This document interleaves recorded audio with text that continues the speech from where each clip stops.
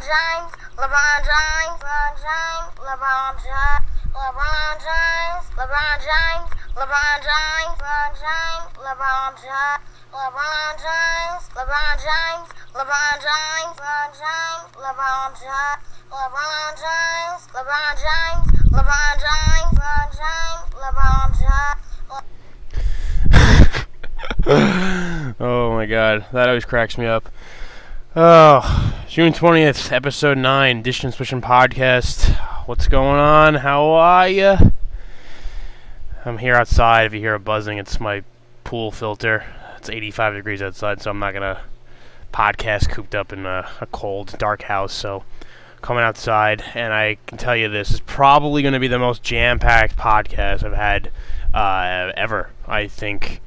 With last night's games, Game 7, Game of Thrones, U.S. Open stuff, stuff I've done this week. I've been around. Went to see Bill Burr, Barstool Couchella, so a lot of stuff to get into. Obviously, if I have time at the end, I will still take some Twitter questions. I know they were pretty funny last week, whenever I did it. So I guess let's just start with LeBron James. The Vine I was playing of the little kid saying it, his name, LeBron James. Unbelievable. Best player in the NBA right now. Best athlete I've probably ever seen. Coming back 3-1 and winning Game 7 in Oracle Arena in Oakland in front of that crazy fan base. I mean, I can't think of many sports moments that are better, and I can't think of a bigger collapse, really, outside of the 07 Patriots than what the Warriors did. You know, you can't even just look back at Game 7 and saying the Warriors could have done differently to win that game, but how about Games 5 and 6? You know, you're up 3-1, you have your foot on their throat, you got to end it. And 73-9 now means nothing. It's the same thing as 18-1. And the Bulls, 95-96 Bulls, who went 72-10, beat the Supersonics. They're now, still on the mountaintop, just like the 72 Dolphins. But back to LeBron James. I mean, he comes back home, he comes back to Cleveland, and he wins a title finally again after last year. Him and David Blatt got to Game 6. They lost. No Kyrie Irving, no Kevin Love. He did it alone. And now he actually has teammates who are respectable players. Didn't have to just rely on J.R. Smith and Amon Shumpert, and he gets the job done. And I really could not be happier for LeBron. And I mean, not that I care about the city of Cleveland whatsoever. There was going to be fire there either way.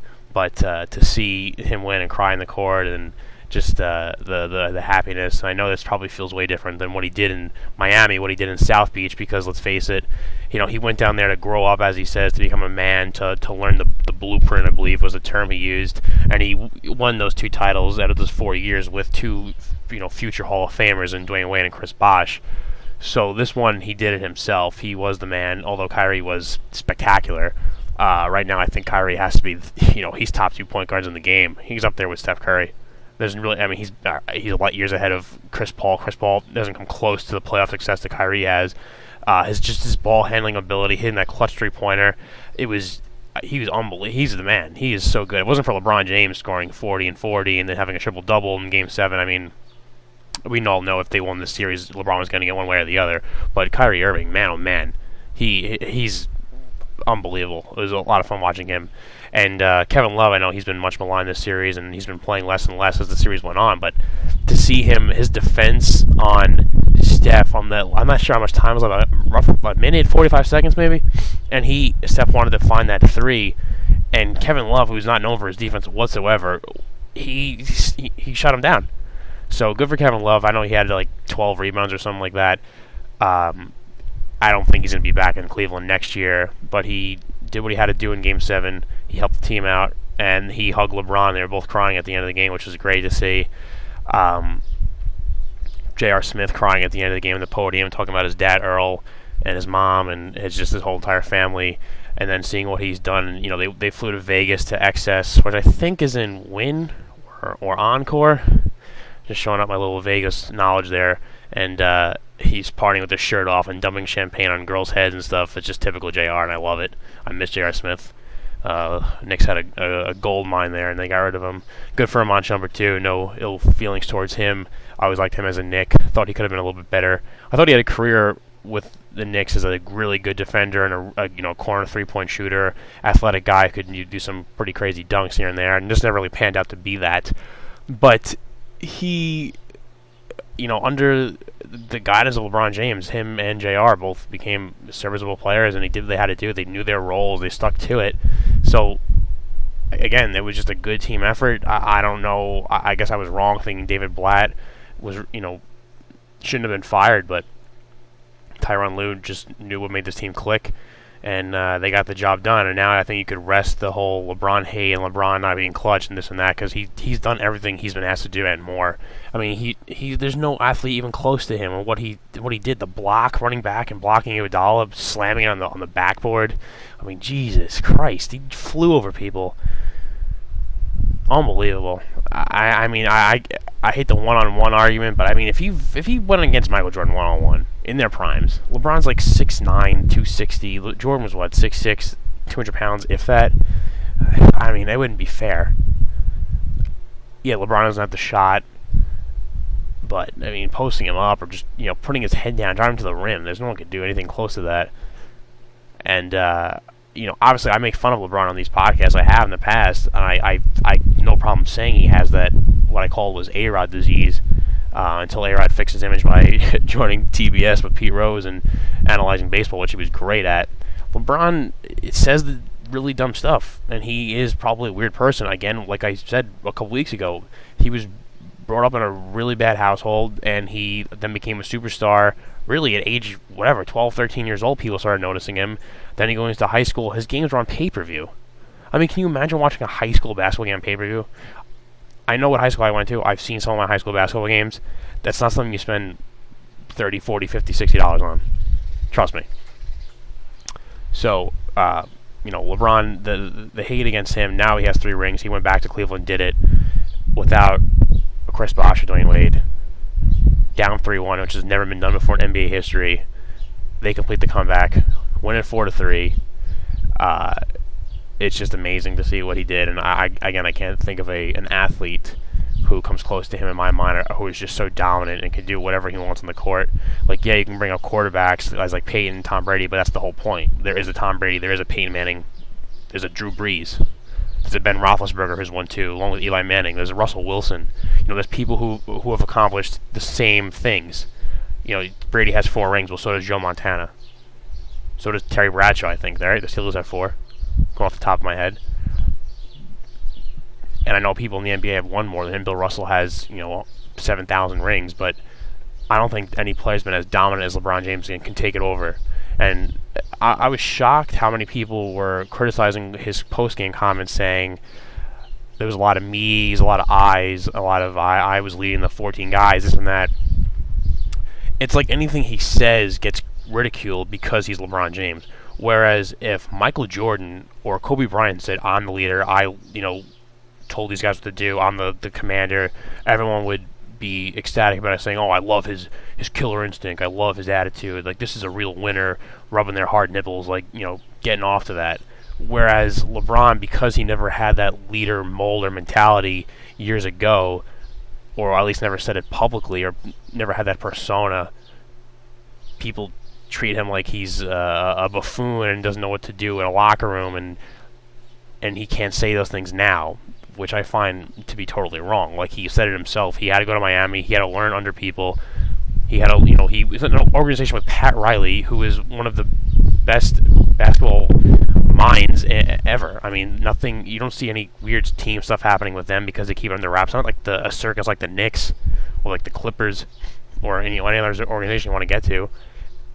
The guy he's a great coach. He's a great president, great front office guy. Eric Spoelstra is one of the most tenured coaches in the league now. He's doing great things down there without LeBron.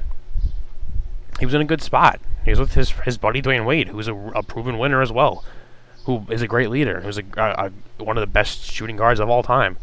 He needed that. LeBron James was only an 18-year-old first overall pick who, from day one, had this burden that nobody's ever had in the history of the sport, or maybe any sport. And he checked off every box and did what he had to do. So yeah, maybe he was a little bit of I don't want to say immature, but didn't understand the expectations fully or what he had to do for the team. But he's allowed to say he led those 14 guys because he is the man. They wouldn't be anywhere close to, they wouldn't be on the same court as the Warriors without LeBron James. Yeah, Kyrie was great, and Kevin Love, stepped up when he had to and was a good player. I guess he was better back in Minnesota, but they would have been dominated by the Warriors. They wouldn't have been out of the East. So you need to have LeBron James say those things because he knows his role. He is the guy. He's the best basketball player on earth and of the generation. He's way better than Kobe. Sorry, Kobe fans, he's way better than him. I don't care. You could say Kobe has more rings. LeBron is the best. That's the flip side of these things. I mean, 73-9, the Warriors. You go undefeated for a large portion of the season, even without your head coach. Under Luke Walton. You have the first unanimous MVP. And then you struggle mightily in the playoffs, losing 9 games all regular season, then 9 games in just the playoffs alone. I don't think the Warriors are going anywhere. I think they're going to be coming out of the West for years to come, as long as you have Draymond and Clay and Steph Curry. But it's not what they expected. I don't think not what many people expected. When the series was up 3-1, and I saw how each game had a very large disparity, I was like, well, this is boring. No point of watching. Again, basketball is just missing the parity of it. But I mean, we were all shocked to see him come back, and what's going to happen. Luke Walton now goes to the Lakers. Harrison Barnes obviously is going to be a free agent, so we'll see what happens with that. But Steph Curry goes from being the lovable MVP and to he's kind of like a crybaby. Has that Sidney Crosby role where he's the best player in the sport. Everyone watches him, and you see him whine at refs every 5 seconds, every call he doesn't get, or stops on defense to show his frustrations. You don't want to see that. Throwing his mouthpiece a couple games ago. LeBron, it was one point where LeBron, I don't know if it was a block, it might have been another block on him, and Curry got in his face, and LeBron just kept his mouth shut and looked away because he didn't instigate it, and Curry was. I don't know. I was never on the Steph Curry bandwagon. I'm not a big bandwagon guy. The minute everyone's on a bandwagon, I'm on the opposite. That's why I was rooting for the Cavs and LeBron, because everyone wants to hate on him and the team. And the Warriors just bore me. I guess I hear too many things about it at work. So it'll be, I guess, a pretty fun offseason to see this LeBron, I guess, the tides shift back and giving him his credit because he does deserve it. I recognize the greatness of it, and it's a shame other people don't. And I think a lot of guys in the sports media are starting to say that now. I mean, Twitter obviously got a lot of love. I know Adam Shine's a guy who's on his side. Scott Van Pelt said something great about him on his SportsCenter last night, too, after he had him on. So, and kudos to those guys for understanding and not just giving out the hot takes. But it'll be fun to see, I guess, LeBron going forward. It'll be fun to see how the Warriors rebound from this, what they do with Barnes. And obviously Kevin Durant's the one, elephant in the room to see where he goes. So it stinks right now for sports because there's nothing left but regular season baseball, like smack in the middle of it, and then just no one cares. The Mets are struggling like they did last year at the same point. Yankees right now are, they'll win a series and get swept, and just back and forth with that. So brutal time for sports. It's a shame that they're all done now, but football's right around the corner, I guess. Anything else on that? LeBron's outfits, maybe. I got a kick out of those. Wearing the Undertaker shirt, and then the Ultimate Warrior, which is like a dig at the Warriors, obviously, and then wearing the hat with Kermit drinking the tea. So that's the LeBron I wanted. LeBron to understand that people hate him and to react to it. Don't try to be the nice guy when everyone hates you, because you just get hated more. You want to be the lovable heel. Everyone loves a heel. Let's look at wrestling. All the wrestlers of all time everyone loves were all the guys that were against Vince McMahon, and the crowd rallies around him. So that's what you have to do. Hopefully he's learning. Again, I can make fun of him for how socially weird he is, but in terms of his on-court performance, man, like that was. And my dad has, he's been watching basketball forever. He's seen Magic and Bird. He's seen Jordan in his prime. He's a diehard Knicks fan. I was pretty sure I was born during. Not pretty sure I was born in May in 1992. What's going on then? Playoff basketball, Michael Jordan. My dad was watching it in the hospital. He's seen a lot of things, and he said he's never seen an athlete do what LeBron James does. So once the hatred from the decision, all that stuff stops, I think in a couple of years from now, everyone will say, wow, he was something we didn't really appreciate. But anyway, moving on. Also, last night, Game of Thrones, the big episode. Everyone knows episode 9 is either a big death or a big battle. You got season 1 was Ned Stark. Season 2 was Blackwater, which is a top 3 episode, I believe. Season 3 was the Red Wedding. Season 4 was the Battle at the Wall. And then 5 was Shireen Baratheon Stannis' daughter. He burned her. And then obviously this year now is the Bastard Ball, Battle of the Bastards, the Battle for Winterfell between the Boltons, the Starks, well, the Snow Army, and I thought it lived up to the hype. It was just as good as the game, just as intense. The battle scenes were incredible. They had like 80+ hours of footage. When they're when the Boltons are doing a number on the Wildlings and Jon and everyone involved. Who else they have? House Mormont. They had the makeshift army they had when they were closing in on them, and all the guys were running on top of each other, and the dead bodies, and Jon's being crushed and grasping for air. It was that was awesome. The way the camera was going, it's a fast pattern kind of thing. It was just a great job from a film or TV making aspect, production aspect. That was a great job.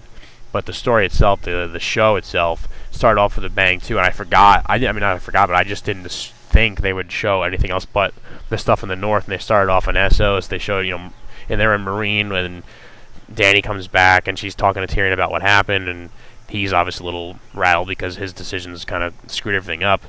Not that I can blame him, because it made sense when trying to make a deal with the Masters come back for their slaves, and Dany's like, well, we're just gonna kill him. And then you get kind of pumped up, and then all of a sudden she's on her dragon riding and killing the people in the ships. The other 2 dragons come out of flyer and just start wreaking havoc on them, and then Grey Worm goes and kills 2 of the Masters, and Tyrion tells the other one to run and go back and tell everyone what just happened. When you try to screw with Daenerys Targaryen, she just runs train. That was pretty awesome. I'm not a big Dany fan at all, but I enjoyed that. Sorry if I'm sniffing. I'm outside. The allergies are killing me. Jesus. I live in a Staten Island. It's all concrete. My dad just buys every freaking plant he could and just put in the backyard. It's terrible. Stupid.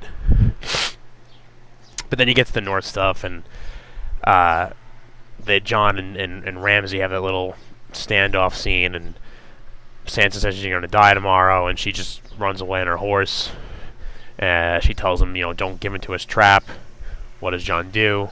Jon walks right into his trap because he kills Rickon with the bow and arrow, and Jon charges, and they charge, and then they got surrounded. Smart stuff on Sansa and I guess Ramsay's part. It's a shame to see Rickon Stark being killed because he is a Stark. That last name holds a lot of weight, but to the story, it didn't really matter much. I mean, he was walking around with Osha, and Bran just kind of said, like, piss off, I'm the real important one here, you're just whatever. But, it was a brutal death, the arrow right through the back, right through his heart. Everyone's like, oh, why don't you just zigzag? I mean, come on, it's a show. It's the whole point was for him to die. Stop reading too much into it. So, that all happens.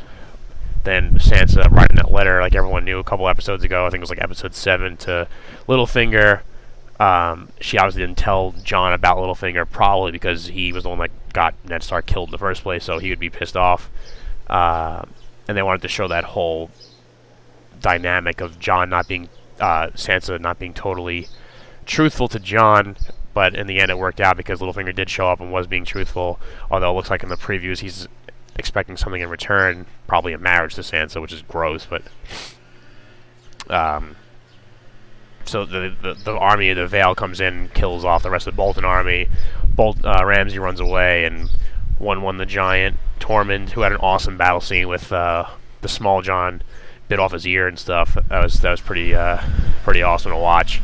And then Jon obviously runs back after Ramsay. They go inside the walls of Winterfell. Ramsay shoots the bow and arrow through 1-1 the giant. He dies because he had like 9,000 spears and arrows in him. And then Jon just starts beating the crap out of Ramsay with his fists. And then they tie him up, throw him in the, I guess like a jail cell type thing with all his dogs. And his dogs ended up turning on him and eating him, and Sansa laughs. And that's the end of that. So it was just so awesome just to see all like that play out. Everyone said that it was shocked because they thought that John was going to die again or something was going to go wrong. But if you think about it in the terms of how much time is left in the story or the show, you have next week's finale, then you have 13 episodes left. So why would it make sense for John to die again? Or why would it make sense for Sansa or no one of importance besides Ramsay being in the north? Because what's going to happen is, obviously, the White Walkers are going to march down from north of the Wall to Winterfell. And it would make no sense at all for Ramsay to be there, because if they killed Ramsay, you'd just be like, okay, fine. And then, I don't know. You have to think logically. Jon has to be in the north. Why? Because Jon fought them at Hardhome, and he's the part, it's called the Song of Ice and Fire. Who's the ice part? Well, to them, it's also Jon. Jon was part of the Wall. He's a main character. Jon needs to be there to fight them in Winterfell. Who's going to come to Winterfell? My guess is Dany and her dragons. I think King's Landing won't even matter by that time, because in a couple episodes from now, it's going to be the Iron Throne is secondary, because it's all going to be about the battle versus living and the dead, White Walkers versus the humans. And I'm pretty sure that the King's Landing is going to be burned to a crisp after next week's episode. I think Cersei's going to do something crazy with like the wildfire, and then Jaime's going to have an opportunity to kill her, or just to either kill her because she's crazy, just like he killed the Mad King, and the prophecy says that a little brother will kill him, the Vlanker, I believe is the term. Or he'll say, I love her, I can't kill her, because he's a weird incestual brother, and she pulls it off and burns everything and everyone. I'm guessing a lot of the Tyrells will die. I'm guessing Tommen also dies too, either by the mountain or the fire, but something will happen with that. Not sure what else is going to happen besides that, but I think that's definitely going to be the big episode next week, which will be just as cool to watch as episode 9. But again, back to the point, it doesn't make any sense for Ramsay to win, because the whole story is going to come to a point where it's going to be the living versus the dead, and it has to have Jon there. Ramsay there makes no sense for a story point of view. Also doesn't make sense for Jon to die twice. What's the point of bringing him back in episode 2 or just to kill him again? Sooner or later Sansa has to win. It's just the way it works. And it's not like, oh, it's so good because they want to, good things don't happen. The story, its story is almost done in a sense, but the real crucial part of the story has not really begun. So nothing good really happened. The White Walkers are still alive and going to still come there. There's still stuff. There's still turmoil in King's Landing. Everything's not all peachy. Arya's still nowhere near there. Dany still hasn't crossed the Narrow Sea. Like, there's still a lot of things going on. Nothing is set in. Nothing's all roses here. A lot of stuff's going on. So I thought they executed the show like perfectly from a production standpoint and from a storyline standpoint. It was good, because I was kind of bummed with most of these episodes this year just being a build up to the last couple. I figured that episodes 8, 9, 10 would be great. 8 was the worst the whole season, besides maybe 1. It was just all set up. It was just a lot of meaningless dialogue you could have cut, and it just kind of bothers me because you have 13 episodes left in the next 2 years. They're going to do a 7-episode season, a 6-episode season. That's what they say. So it's just a little bit bothersome to not have more. Not that you need like battle scenes, but something more interesting. I don't need to see Tyrion drinking wine and making jokes with Missandei and Grey Worm. Or I don't need to see, I don't know, whatever else happens. Like, you see Euron for an episode, he goes away for a couple. We haven't seen Dorne, that disaster, since like the beginning of the season. There's just so many things you could have got into more, and they just cut out. But again, I don't know. I can't complain. The show's amazing. So next week will be fun. Obviously, I'll recap the whole season once the season ends. Like I said, my predictions are you'll see Dorne, you'll see a lot of wildfire, a couple deaths next episode. The big question... Well, I thought season 6 was going to end with the White Walkers knocking down the wall. There was rumors that you could see the horn. There's 2 horns. Euron, in the book I know there's 2. I'm not sure about the show. But Euron has a horn which can knock down the wall, and the White Walkers had one. I'm pretty sure the Night's King had a horn. And they were going to knock the wall down, and that was going to be the end of the season. So we'll see if that happens, because that'll really mark down, hey, this stuff's about to happen. So I'm guessing that would mean the whole next season would be the White Walkers march down. Assuming around the end of the season, that'll be like the battle with John and them, and then by then Daniel will make her way over, maybe like in the finale and help out or something. I don't know. And I guess the season after that will be the ongoing battles and what happens post-war. So that's probably looking at the end of the Game of Thrones there. If I'm off, whatever, but that's my prediction. At least I'm putting it out there. June 20th, 2016, 2 years before it happens. So it could end with the Wall going down this season, but there has been a strong rumor that there's no more White Walkers in the season at all, which is also a disappointment because you only saw them really once in the episode where Hodor died, and when Bran got touched, and that's really it. Last year we saw them a little bit more. When you go from Hard Home, where you were like, wow, this is a real threat, this is the real issue, this is the real point of Game of Thrones, to this season where it's just a lot of dialogue and a lot of setting up for, I guess, the next 2 seasons or the end of this season, it's kind of a bummer. So if that happens, you don't see Bran, you don't see any more White Walkers, I'd be pretty disappointed, but I would not be shocked. But anyway, my prediction originally was the Wall would come down. About a half hour through here. So the rest of the week, what else did I do at the beginning of the week? I saw Barstool Couchella at Caroline's, and it's just pretty cool that these guys from a little site, a blog I read years and years and years ago, became this huge new thing where they were bought. These guys are on sports talk radio. They're on ESPN now, doing stuff. They're big time. They're in Caroline's and Broadway, which is one of the biggest comedy clubs. You got Caroline's, you got the Comedy Store, you got the Improv, you got the Laugh Factory. Those are all the ones everyone knows, and they're all performing on it. So it's cool. All the guys over there. Prez was there. KFC, Big Cat, Feidelberg, obviously. Hank, Caleb, Clem, Charlie Wisco, K. Marco. So everyone was there. Prez's wife, me and Vic actually talked to for a bit because we were joking around about all the pictures she had to take. All these guys, these like 28-year-old like business guys that come there with like their polos on and stuff, and like, oh, can I take a picture with your husband? And she's just there snapping away like she's just chopped liver. So it was pretty funny. We were joking about that. But it was good. It was funny. It was cool to be there. Hopefully they do more stuff in the future with as they're in New York, and they could do more events like drinking events, whatever. Because they're like the last of their kind, I think, in terms of the internet and comedy and being everyone being so politically correct these days and worrying about what everyone thinks of your opinion. It's just not really my style. It's good to laugh here and there and just not get so uptight about everything. You can get hit by a bus tomorrow, so why are you going to worry about that, now? So I've always respected that, and a lot of people don't like him and rubs them the wrong way. But the fact of the matter is, like, they're really, really funny dudes, and it's definitely a great way to kill time if you're bored at commuting, bored at school, bored at work, whatever. And their podcasts are always great. Again, same thing. You're bored at school, commuting, work, pop in a podcast, read a couple of blogs. It's definitely gotten me through college and commuting, so they always hold a special place in my heart for that. So it'll be cool to see them move to New York, see what else happens. They are all pretty good dudes. They all walked in. We were downstairs eating at Caroline's, and they were chilling for a bit and taking pictures of everyone. I'm not a big picture guy. I think it's kind of weird. No matter if you're like a D-list celebrity like them, or I'm not trying to even be mean. That's like the fact. They're not big name people. Even all the way up to A-list guys, like I would never really want to just like, oh, can I stop you in the middle of your meal or walking somewhere and just take a picture? It's just if you meet them, say thanks, whatever. If they're a musician you like, saying your music means a lot to me. If you're an actor, saying I love your stuff and it's inspired me to act. Or if you're an athlete, saying I've always looked up to you and want to be just like you, that's fine. Say that and walk away. But I think pictures always just kind of strange, especially if you're kind of like a grown man. So that was a good night. It was definitely worth it. It was pretty cheap too, so I'm not gonna complain. I did see Bill Burr. So this week I saw basically the style of the people who I kind of formed this podcast around is just like a mixture of sports and regular life talk.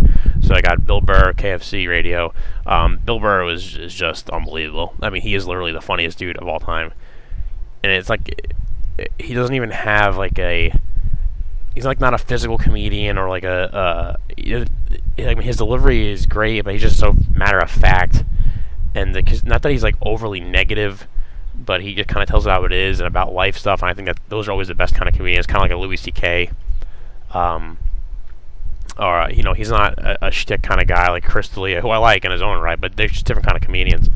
But Bill Burr, I mean, he's hilarious on his podcast, his stand-up. I mean, my face hurt from laughing. I was just crying. All the stuff he gets into, his bit on McDonald's, his bit on Caitlyn Jenner, obviously the whole women stuff. He loves to make jokes about women and talk a lot about the wage gap, which is funny because my girlfriend went with me and actually agreed a lot of stuff he was saying. So that he's not too far off, but he's awesome. He's the man. I would see him anytime he comes around, and I listen to his podcast every Monday and Thursday because he's the best. I think his last stand-up special was on Netflix, and I'm not sure what channel it was originally on, but it was one of the best I've ever seen. It was like 5 out of 5 stars. It was so good, and he's a smart comedian. And the guy's been through it all. He didn't really become famous until his 40s, really late 40s, mid 40s, is when he really took off. And now things are kind of coming together for him in his middle of his life with the F is for Family. He's finally writing the cartoon show, which is really funny too. And obviously his stand-ups now are getting a lot of notoriety. He's going on tour. People want to see him. He's headlining tours. He used to be a guy who was one of the first acts for other bigger comedians, and now he's the guy that everyone wants to see, and one of the most popular comedians of all time. I think he's going to be up there because he's just a unique guy, and he's hilariously funny, and he's just like a dude. Like, he can talk about sports. Every podcast talking about the NBA Finals, the Stanley Cup Finals, the Bruins. He's a big hockey fan. Talk about Tom Brady, this and that. So you could see him just being like a normal guy. He doesn't think too much of himself, and not like a diva. So that's always cool. But his stand-up, I'd recommend to anyone to go see the Plowing Ahead tour. It's just perfect. Everything he says is hilarious. What else did I do? I feel like there was something else I was forgetting about, but maybe I'm wrong. I just worked. I think Belmont. Did I talk about Belmont?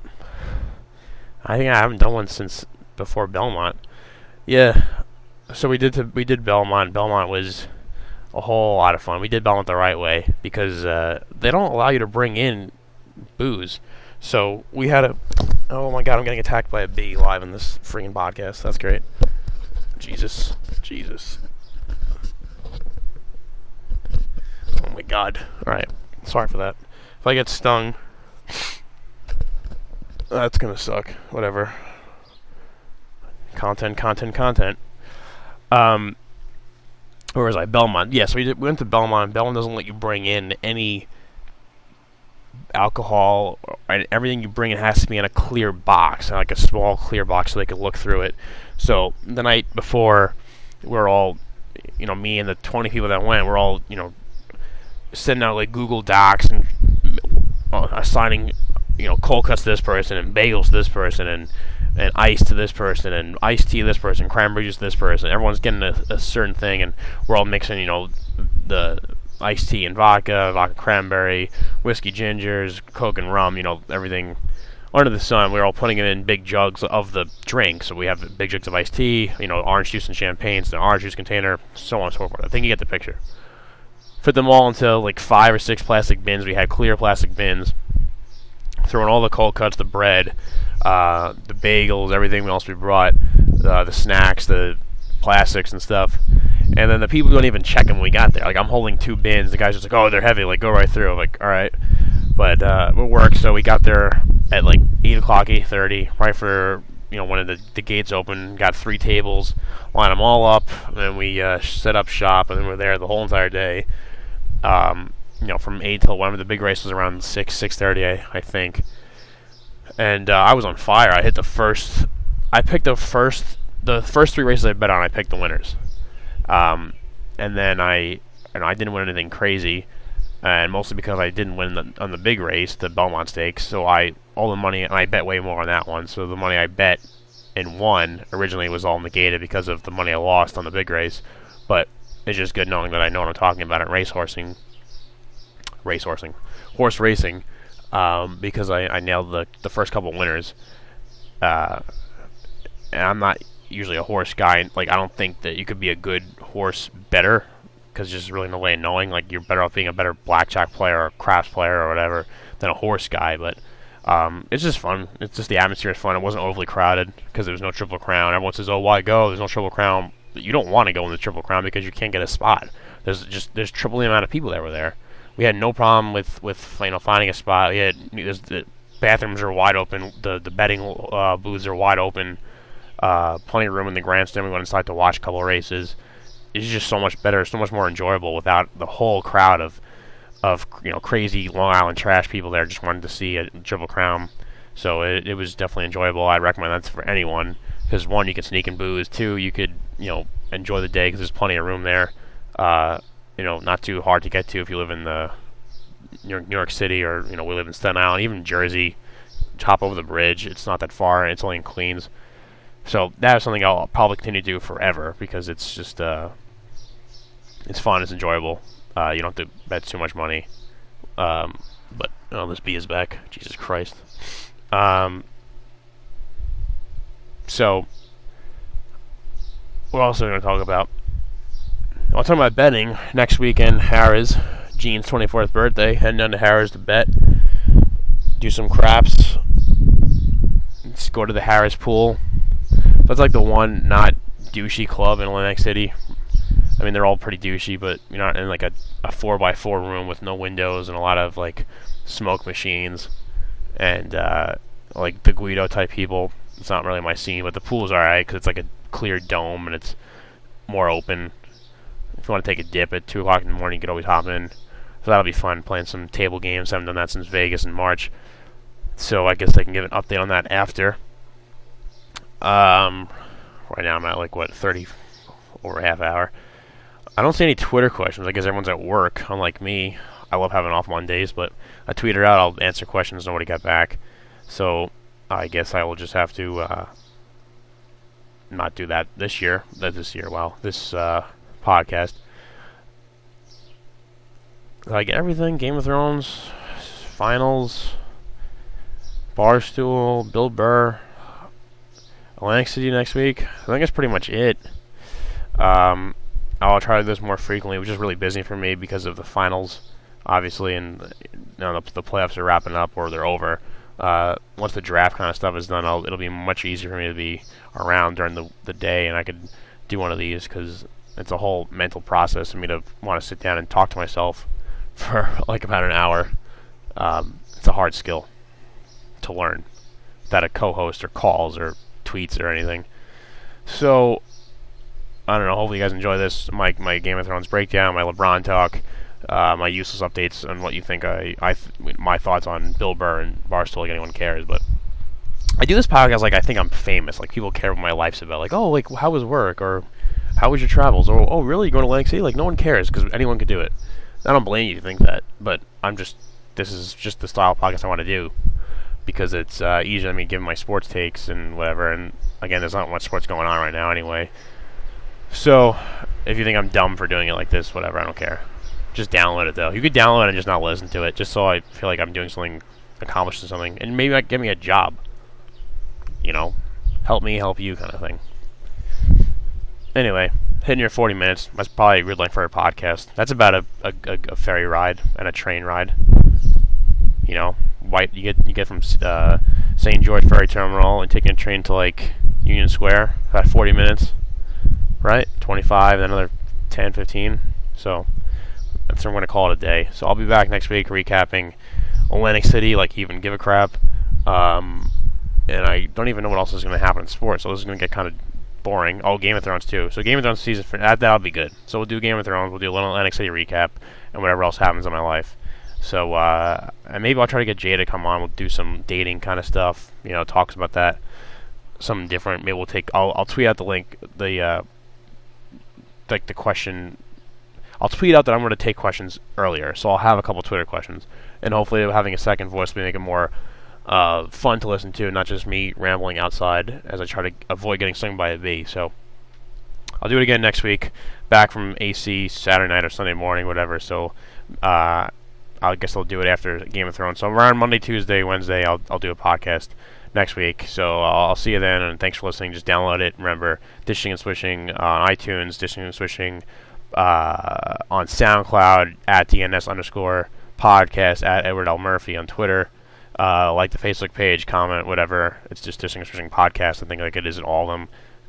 It's pretty easy to find me on Twitter or any of those mediums. So again, thanks to all you who listen. Thanks to all you who comment and tweet stuff and support it. And I will.